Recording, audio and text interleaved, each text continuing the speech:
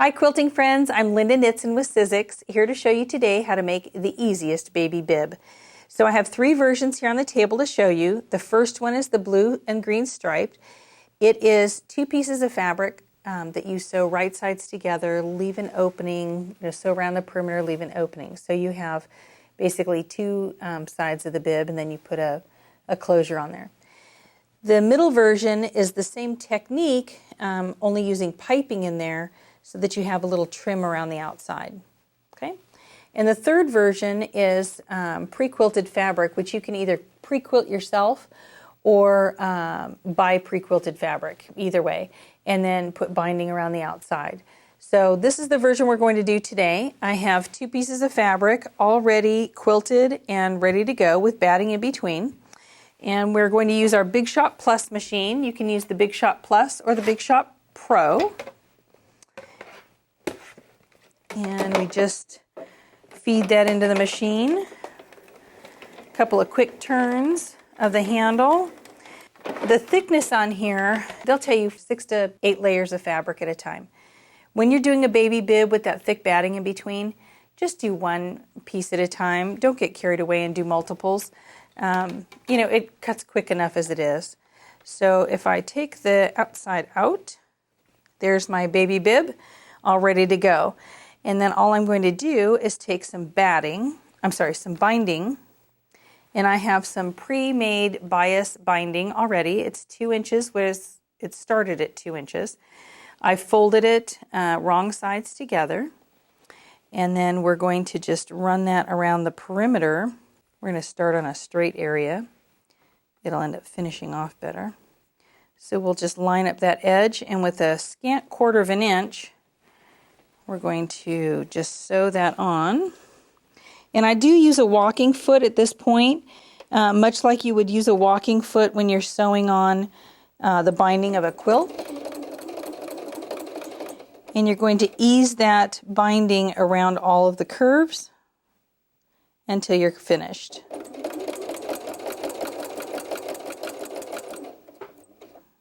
The nice part about the baby bib is the pieces will curve around for you, so it's not like you're really sewing a tight curve.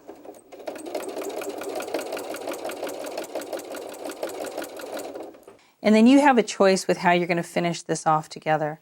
So you can either clip it, fold over the edge, or you can try and miter the two in with each other. It's a baby bib. It's going to get tons of washings. Let's just clip it off here. So we're going to cut this fairly close. That's the one end. And then this other end, we're going to cut about 2 inches over from where we were. Not rocket science. Don't get your measuring tapes out. Then you're going to open this up, fold this end over, give it a nice crease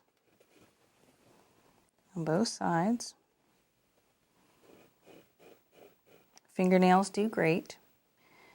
Okay, line that extra piece in, fold it inside, lobe over, and for good measure, we're going to throw a pin in there. Okay, now let's just audition this and make sure. Let's throw the pin this way. And let's make sure from the other side, which is going to be the good side, we all match up correctly. All right, let's put that back in and finish that seam off.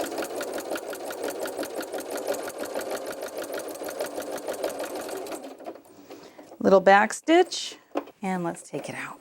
Next step is to roll that binding over, so we're going to get our pins ready too. So flip it to the back side, get some pins out, and we're going to roll that bias binding over to the back and give it a pin.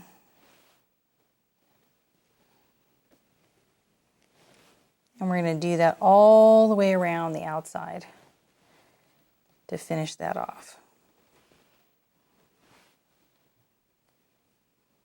All right, so once you have the outside perimeter pinned, then we're going to take it to our sewing machine and just stitch that down. Now you could sew it by hand if you'd like, but I'm just going to stitch it by machine. So again, you want your walking foot in there. And I have cream colored thread, which is going to match enough for my liking, but if you wanted to change it to yellow, you could. And just go nice and gentle around the corners.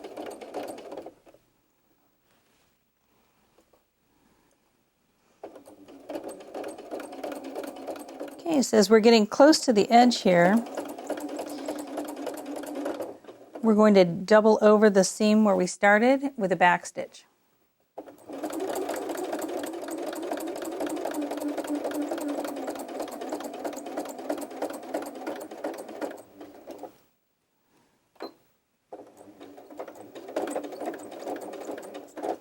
All right.